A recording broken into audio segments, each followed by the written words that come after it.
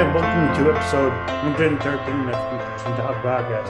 I'm with Corey Lewis, who is a physiotherapist at Mount Sinai Rehab in New York City. And before I talk to Corey, I'd like to just ask you all to follow me on social media. So at Concussion Talk, visit my Patreon page, patreon.com/concussion talk, and my newly designed website, which is concussiontalk.com, and subscribe, rate, and review for this podcast. And then before I talk to Corey, I would to thank my sponsor, HeadCheck Health. Concussion Talk podcast is presented by HeadCheck Health. HeadCheck Health bridges the gaps in concussion care through simple, powerful technology. Join organizations like the Canadian Football League, Track Factory Racing, the Canadian Junior Hockey League, Eastern Washington University, and Volleyball Canada, who rely on HeadCheck Health to improve communication and optimize care. Visit headcheckhealth.com for more. Okay, now Corey, thank you so much for being on here. We talked briefly on Monday about I wanted to talk to you about Super Bowl Sunday coming up and out this Super Bowl week, but then you reminded me that actually was the Winter Olympics going on, and I totally forgot about that because as a bad Canadian, I haven't been paying attention to it. But first of all, I guess first tell us a bit more about yourself, about Corey. Sure, Nick. Thank you so much for having me on. I really appreciate it. So like you mentioned, my name is Corey Lewis. I'm an advanced clinician physical therapist at Mount Sinai's outpatient rehab. I've been working here for about a little over 8 years now, with some experience in different settings, but right now my primary permanent spot is in outpatient, and I get a mixed caseload of both orthopedics and neurological patients. So I have a few certifications. Just one, I'm a board certified orthopedics clinical specialist, certified brain injury specialist, and a certified manual physical therapist. So I really appreciate working with patients that have had a concussion, because that sort of blends the different certifications that I have and really it's not an easy injury for the patient, but I really like to work with those patients because I feel like it's a puzzle and just kind of figuring out exactly how best I can help them get back to their normal everyday activities. Great. Well, actually, I was going to ask you the letters after your name, but you clarified that, and you mentioned to me already on Monday that you worked at the Braves and the brain injuries with brain injury there in Mount Sinai, and sorry. I guess we'll start off with the initiation of the podcast was Super Bowl. So we'll start off with the athletes for the Super Bowl have had 2 weeks off now, and generally that's thought of to be as a good rest period, to rest for a concussion. Like most concussions will clear up within, I don't know if I'm seeing a turn there, but within 2 weeks. But there's a big but or however. So should we talk about that, about the other issues that may be in play? Sure. So that's a great point. The thing about concussion is because it's a brain injury, each person will heal sort of at their own pace. So depending on the severity of the injury and what the symptoms are, a lot of people refer to concussion as almost like an invisible injury. It's a little more functional versus structural, for the most part. And yes, you had either an impact to your head or to the body, but the head was involved, and the brain controls a lot of different things. So although 2 weeks is usually a time frame when most people can recover, they're still at risk of potentially getting another injury, as well as still suffering from some symptoms that can get flared up with any sort of return to play, exertion, or even just mental challenges as well. So these players are obviously practicing a lot during these 2 weeks. So would that be a hindrance to the recovery if they were concussed in, say, the conference finals? It definitely can be. A lot of times there are sort of specific guidelines, and each organization is a little bit different, but typically as soon as you first get a concussion, obviously there are rules in place for ruling in or just a suspected concussion. So a lot of teams have doctors that will do medical evaluations. They require monitoring and follow-up. And then initially, a lot of the advice is to sort of rest and gradually do kind of the minimal that you can tolerate. So maybe that's just a short walk of 10 minutes. Yeah. And not really to push it beyond that. And then it's sort of like phases, and each phase should progress a little bit more. So maybe going from a little bit longer of a walk to a little more cardio, where you might incorporate either a jog, run, depending on the sport, if it's maybe skating or something like that. Not really forcing yourself, but just kind of gradually building up your cardio to a specific level. And that's something that, again, they'll monitor to not flare up the symptoms. And then again, progressing from that point to doing a little bit more strength training, if they're able to tolerate that, or a little more resistance training, with the goal of getting closer to specific sport related activities, but non-contact. So maybe that would involve, for example, for the Super Bowl, they could be involved in a throwing or a catching drill, but not really with an offense defense sort of factor there, because you want to avoid any potential injury, again, whether it be from someone hitting them in the head or tackling. So once they kind of pass the non-contact phase, they'll gradually return to maybe like the contact practice, where it's a full practice with the team, but they still have to be able to pass that without any symptoms. And then once they're all cleared, usually by a doctor or some sort of medical professional, as long as everything's fine, they're kind of back, no symptoms, increased with activity. It'll be kind of getting back to that full game. And again, as long as they can tolerate that, they're able to kind of go forward from there. Nice. And you mentioned that like if you hit again, it's obviously it's not really not good if you've been concussed previously, but would that necessarily exacerbate symptoms? So say if you were concussed and you felt the blurry vision, would being concussed again necessarily mean that your vision is now totally gone, or even more blurry and blurrier, like, or the different symptoms?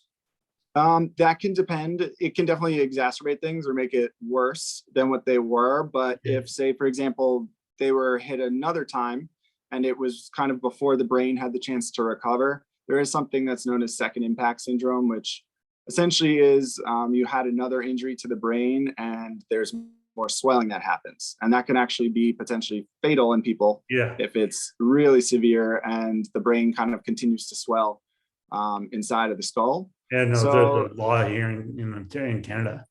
About that. So that's why there are a lot of regulations in place, and from pediatrics to the professionals, a lot of states have specific regulations so that they should be cleared and checked in on for each of the different phases, so that they're not kind of going about their normal routine and then all of a sudden they feel like, oh, I'm okay, I'm good to go. And then they get hit again and potentially have worse consequences after, or even a longer recovery. So that's always a main factor. And I get, for something like the Super Bowl, who's going to want to miss that once in a lifetime opportunity? But if it's your own health at that point, it's sort of weighing not only the pros and cons, but whether or not the doctors even clear you to return for a game like that. Right. And because basically we're saying that the head is not necessarily directly impacted, but it's of influence. It's impacted secondarily, at least. So aside from everyone knows about like seeing a helmet hit is a bad news, or if you see someone get slammed to the ground, their head backs off the field, like it's obviously not good. But like, what other things can happen to someone on the field that would be, you'd look at them and say, oh, maybe a concussion, maybe you should take a look at this guy? Yeah. So a good thing with helmets is that they do help the risk of like a very severe brain or head injury. However, they don't completely erase the chance of getting a concussion. So that is something that can still happen. And in terms of helmets, they have very specific ones, obviously depending on the sport. So even if someone's head isn't hit, they might have gotten tackled so hard that their body hits the ground, or even, just getting hit by another player in a certain direction. Whiplash, kind of. Exactly. And there's a lot of overlap between concussion symptoms and whiplash. So for most people, it might be hard to distinguish whether or not maybe their neck pain, headaches, whatever symptoms they're getting, is that whiplash or was that actually another concussion? So the NFL, for example, has different rules, whether it's helmet to helmet. They try and minimize those sort of head impacts, or even just to avoid a defensive player from getting hurt. So if they're going to tackle someone, you obviously don't want to lead with your head. But it's something that if you do have a sudden injury with a severe impact to the body, it can also lead to some concussion symptoms as well. And well, they kind of I don't know how it goes, and I see, but it fits both. The Winter Olympics are on now, and it's too much that it's just as we were saying before. It's amazing that these people don't get are not injured more. We exchanged words about an article that I sent was about all the concussions that these skiers and it was skiers actually that were influenced by these head injuries. But I mean, what else was because obviously concussion is like can influence every part of your body, and basically every part of your body can influence if you get a concussion. Obviously, you know, falling and stuff. But like if you break an ankle or hurt a knee, then that can be a few ways that can influence your concussion susceptibility in winter sports and football. So just talk about that for a second. Sure. And I know for me, I personally have been watching a lot of the Winter Olympics so far, and just seeing some of the sports, you know, whether it's downhill skiing, the half pipe, which I'm always amazed at how they can go up, you know, 15, 20 feet in the air, come down, sometimes land on their back, you know, their head drags along the half pipe. There is such a risk with a lot of these sports. And the good thing is, again, most of them are wearing helmets for specific sports, but if someone falls and their main concern is, oh, I hurt my knee, but maybe they came kind of tumbling down the mountain or down a steeper path on the half pipe, that's something that maybe all their focus was on their knee at the time. And they're sort of not necessarily paying attention to, why am I getting all these headaches? Or why is my vision blurry? Or why am I thinking a little more slowly or having trouble getting words out? Which for them, they're just maybe frustrated because their opportunity at a gold medal has just kind of been crushed. But now it's all right, well, maybe there was another injury there. It wasn't just your knee got hurt, maybe you had a concussion. And that's something that a lot of the video recordings help with too. So, you know, having the films to look back at, having sideline doctors to help rule out those injuries. But if the athletes don't admit to that also, that's something that puts them at risk of, you know, getting injured again, and that whole starting the whole second impact syndrome conversation one more time there. So do you guys spend a lot of time in the outpatient or in your inpatient rehab, whatever? By the way, about awareness because I know, like, say for the Olympics, the lots of medical staff there, which is great and well paid and stuff, but they're not like, I mean, NFL is different, totally different animal, and the NFL has money to burn, and not that they would, but you know, but they have lots of money. So these athletes are, say, amateur, may not, and they just play once a year, and once every 4 years, and they're just eager to be there. And they're always very young, obviously in the teens.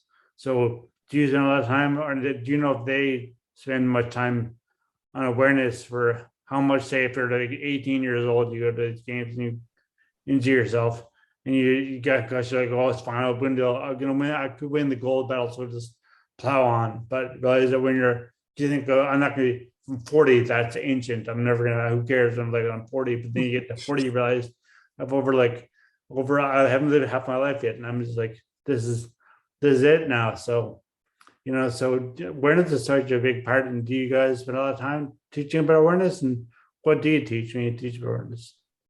Yeah, that's definitely a great question, because that's something that, especially at Mount Sinai, and I feel like throughout different health systems at this point, concussion awareness is such a big piece, whether it's educating schools, teams, making sure coaches, parents, family, friends know how to kind of recognize, is someone presenting with a concussion? Were there signs and symptoms that, you know, you saw them either get hit in the head, they had a fall, or even just allowing people to understand that they should be honest with their coaches or whoever if you do hit your head outside of a game or practice, and then you go to your practices and now you're having these concussion symptoms. Maybe you don't remember plays, maybe you can't react as quickly to things.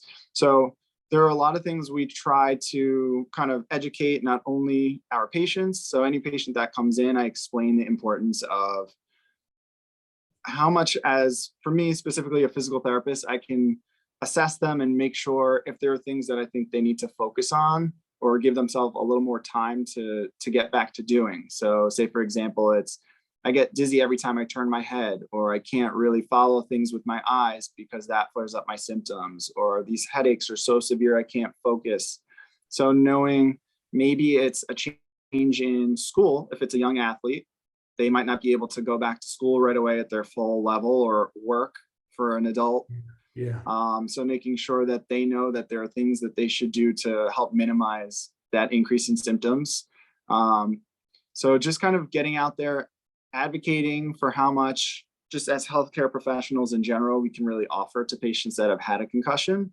It's a very multidisciplinary injury. So there are a lot of different providers that can really work to improve symptoms, whether it be a physical therapist, occupational therapist, speech therapist, neuro-ophthalmologist, physiatrist. So there's a lot of different areas, but for everyone to work together, I think that's also what we've been trying to push here at Mount Sinai, so that we do talk pretty often. We'll message the doctors if we have concerns, or we'll send them our notes just so they know exactly how the patient's progressing.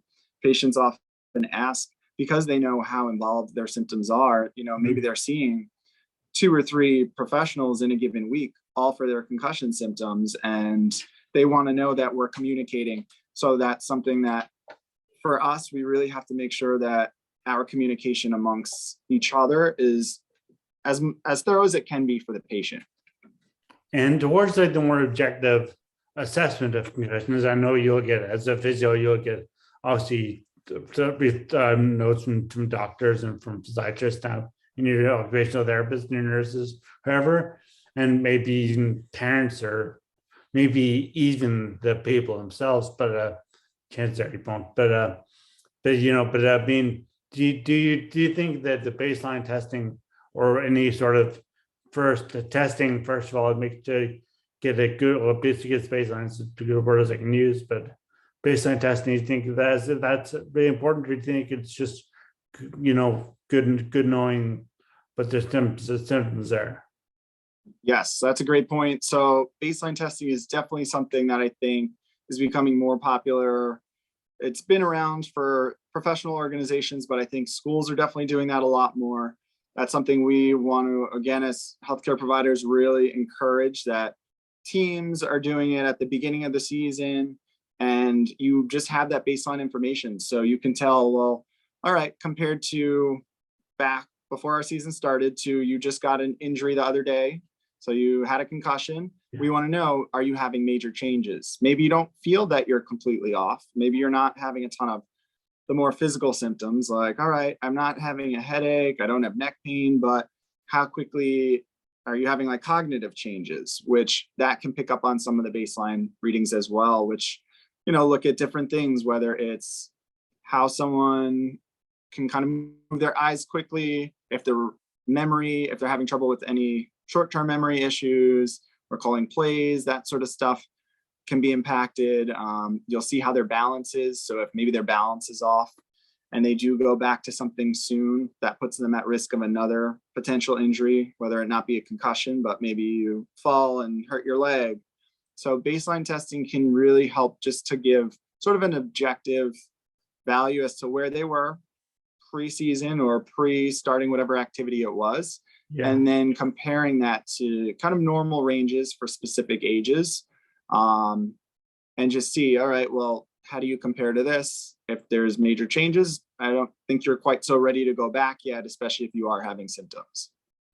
I know there's not a discussion between the argument between concussion prevention and concussion treatment, but there seems to be, it seems to me they're kind of more odds, just like, don't let them do this, don't let them do that, just, and but also knowing that, raising awareness for everyone to say like that, if you do this, you're going to hurt your head, and it's not just going to be, oh, I'm out for a few months or whatever, but it could impact you totally for the rest of your life, and just take care of you. You only have one brain, all that stuff, but as we see in like football and like in these sports and the Olympic sports where there are a bunch of teenagers. I mean, you're not going to tell teenagers that they'll be hurt when they're 30. What do they care? When they're like 14, they're mental and they're gonna live forever, and who cares? So, Yeah. 30 is old, 30 is ancient. So that type of thing. But do you find that when you're raising awareness about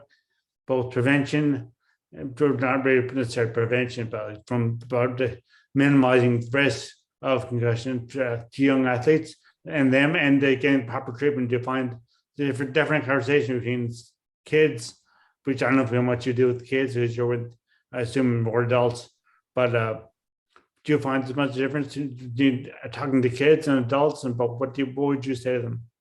Yeah. So I definitely tend to get more of the adult population, but I get some adolescents, some younger patients every once in a while. But a lot of it's the language. So for them, they're in school. They're in school. Maybe they play a sport. Maybe they play an instrument. They have all these different activities. So for them to understand, well, why is me hitting my head right now going to affect me for a while if I just go out and keep playing? It just Yeah, hurts right now, or I just feel off right yeah, now. So it's really just explaining to them, you are still growing. There are some changes that can happen. So we just don't want to limit that with your body, and making sure that you can get back to doing all the things you love to do, whether it be playing a sport or different instruments or, school in general.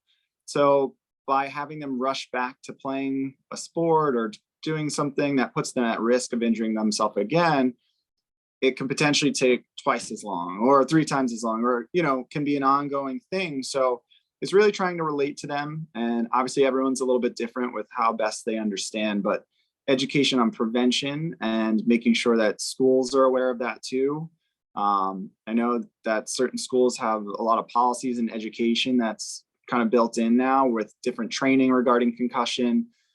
Teachers are going to have to be a little more accepting if they have to change. Maybe they can't do that full day of school. They might have to start with a half day, or, minimizing certain, like gym, for example, so they don't get risk of injury again. But I think the prevention is really key. So specifically for maybe like a younger patient, it's also talking with their parents, which for them it's okay, well, I get yeah. that they have their championship game this weekend, but how would it be if they got hurt again and this potentially was worse this time around, and then they couldn't play for, who knows how Yeah, long? If yeah, so, it's really kind of putting it into perspective that they'll understand, that again, most people will recover on average in a shorter yeah. period of time, but again, you don't want to be that one person that really pushed it too soon, and then now all of a sudden it's just prolonging all of their symptoms. Yeah, no, that's a main. That's exactly what I think. It's a delicate balance between papers pushing, pushing it through it and all that stuff, language, but like, which is not good. But like to say that, and then just make sure everybody just sits out when they get hurt at all. Like, it's not. It's not necessarily. I don't think it's very reasonable. Very to think that people will, because especially adolescents when they're just except about being able to play, and the most, yeah. Have you talked to people, like between people see who've had friends like football players or hockey players, or anybody really who has a friend who's been concussed or injured, is it time for how they realize that there's a risk of injury if someone who gets very badly concussed and they're just concussed, so you find that a bigger, they're more serious about their recovery and their physio and whatnot. Yeah, I definitely think that's something that's also pretty common, where if people know of someone else that Yeah. potentially had a concussion and how severely that impacted them, or they compare themselves, well, why were they better in, 2 weeks? And All for me, right. it's Yeah. taking a month or longer. So you see both sides of it where that's important as well. And, you educate and say, even if it's talking to your friends who are really pushing you to come back to play and they want you in this game, it's kind of, you're on your own course of recovery, so you again can't really compare yourself to the next person. Everyone's injury is going to be a little bit different. So while you want to say, I know this person who got better this quickly, I should be Yeah. better. That's not Yeah. always the case. And that's a lot of what I talk to my patients about. And letting them know that for some of them, they feel like, this is sort of like a big burden. And I Yeah. always have to go to these appointments and I can't do the things I want to do. And it's changing, my everyday life. It's ideally, you have that conversation where you want to say, we're working on getting you back to doing it. I know it's not as fast as you want it to be. Most people Yeah. want to be fixed yesterday, and here we are today, still having bad symptoms, but it's kind of allowing your body to heal Yeah. and just kind of gradually pushing, getting back to your activity level without those really bad flare-ups. And if this actually, this is just a more physio question, but say if someone comes to you and they are playing any sport, I shouldn't say playing a certain sport, but they're activity where you think maybe concussions are more of a risk issue in this bigger sport. What they come to is that they just first injury they sprain their ankle.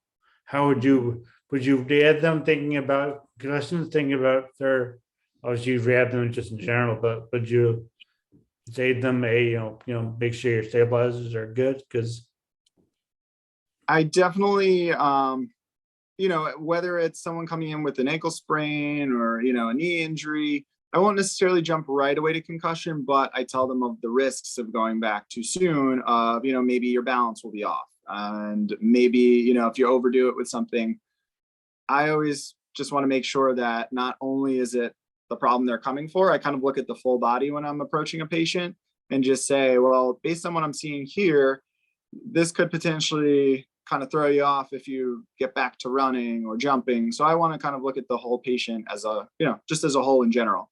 But I would say for certain patients, they might be a little bit more at risk. Again, there are more contact sports, but yeah, it could just be, I stood up and I hit my head on a low beam, or I, had a slip and fall and hit my head on something. So with any of those things too, I'll educate my patient if they did have a fall, because that happens sometimes where someone comes in for something else and they mention, I slipped the other day. I always ask them, well, what did you hit? Did you hit your head? That's usually one of the questions I yeah. always ask, in addition to what other areas, to see if something has changed. But, I'm always kind of looking at the whole patient and really making sure that we're not missing anything that would put them at risk in the future for any sort of injuries. Right. So finally, another physio question. What type of injuries do you see at your outpatient right now? Like you would just in this time of year, February, in the winter, Um, more. Sorry. in this time, there's no one specific. I would say my caseload is sort of all over the place, where I get a mix.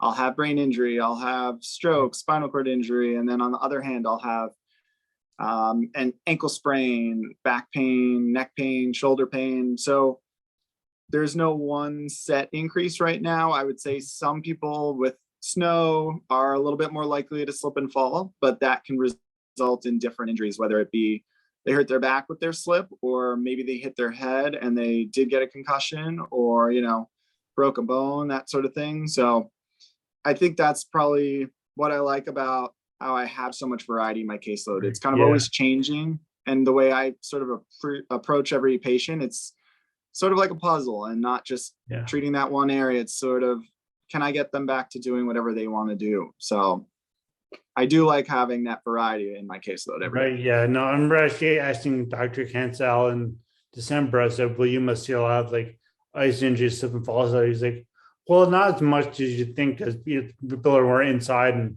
Yeah. they're in New York City, especially. I'm sure I think taking care of the streets and stuff. There's not as much ice around as there is in my city. There's lots of ice, but right now, now it's too warm for ice. But Yeah. yeah, but so you said you were watching the half pipe last night, but are there any sports and athletics that you like watching, or do you like watching? First of all, which are like all of them, but like, do you particularly like, or that ones or ones that particularly say to you, oh, this guy's gonna hurt themselves badly if they, except for obviously the half pipe stuff like that, but I mean like any of their more, I'll say, to say regular sports. Yeah. So I would say obviously football, hockey, they tend to be the ones that are a little more aggressive. Soccer, you're heading the ball, or it's, it can get very physical. For me, I grew up playing basketball. I was always kind of either boxing people out, and there are times where you might get an elbow to the head, or Did you ever hit your head come on down. ever hit your head on the backboard? Luckily, no, which is I'll say Luckily, that it'd be that's a impressive plus. though. Yeah, luckily, no.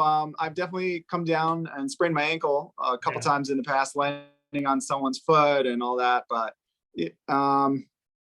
in terms of specific sports, it can really happen with anything. Again, whether you're skiing, snowboarding, you might just have a fall, slip, and kind of take a tumble and roll. But I feel like I've also, in the past, I've played volleyball. I've dove in beach volleyball, kind of got up a little, maybe I kind of landed and stretched out a little more than I should have, or yeah. trying to block spikes. It can really happen with a ton of different sports. But when I do watch, I'm always on the lookout for different Yeah. injuries. And I think that's sort of the PT mindset. You watch people run, Right. you watch people walk, and I'm constantly analyzing. It never Like turns off.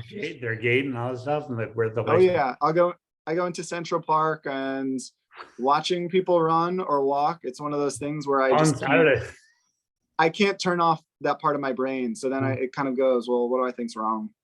Why are they running like that? But that's something that I think as a PT, it's pretty common. So Yeah, so there any sports there? I mean, you mentioned snowboarding. So do you snowboard or skateboard? And so um, that's how I word any of that. I've skied downhill skiing, never got into snowboarding. And again, I'm not an intense skier, but there were times where, especially when I was learning more, I would have some falls, and Yeah, no major injury for me, but I can definitely see how many people, especially once it gets icy or even just colliding. So if you go on a busy day and there's a lot of people that, especially if it's on the easier trails where people are learning, you yeah, always are kind of avoiding people so you don't get into a crash as well. But yeah, definitely I can see it with a ton of the winter sports.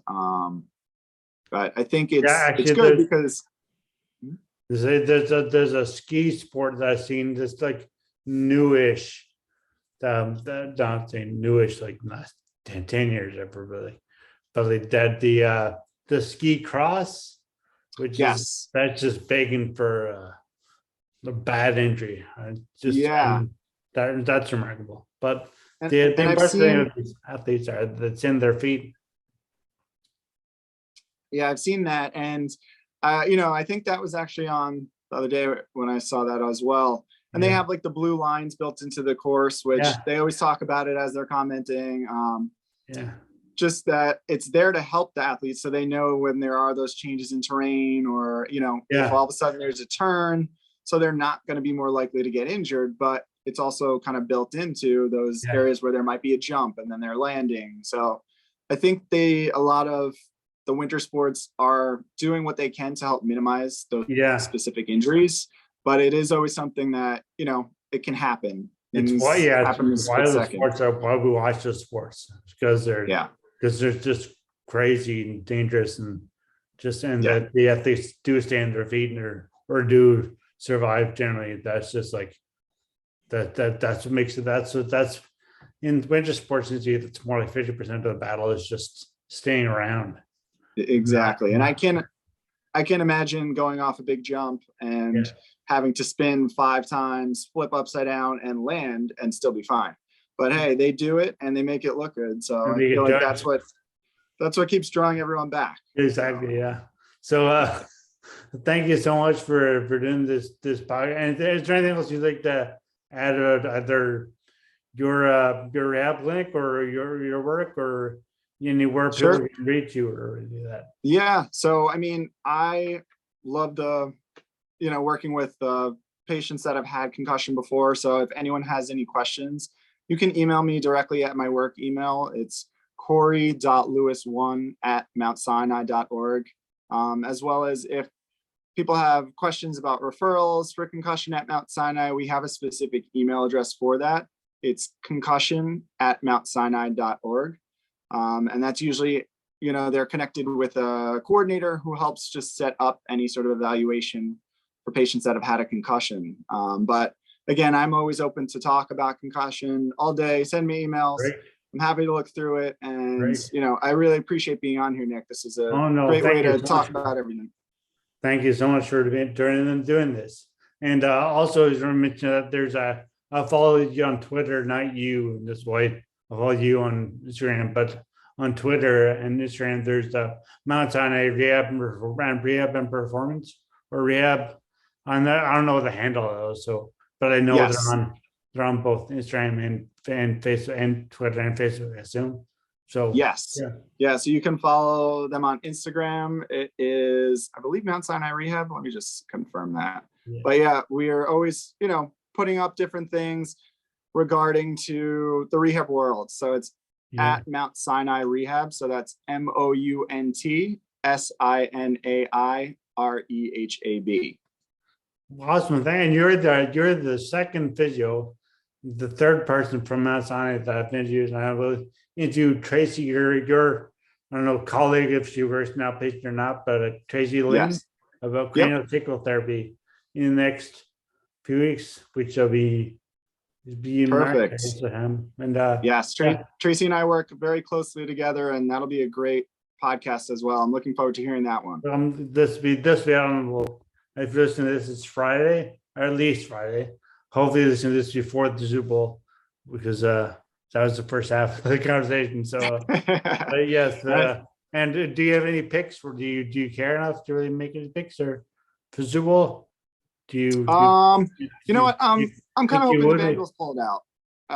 I'm hoping the Bengals win. It's been since the 80s, and I think it would be good to see Burrow win. Are you in Ohio or Cincinnati native?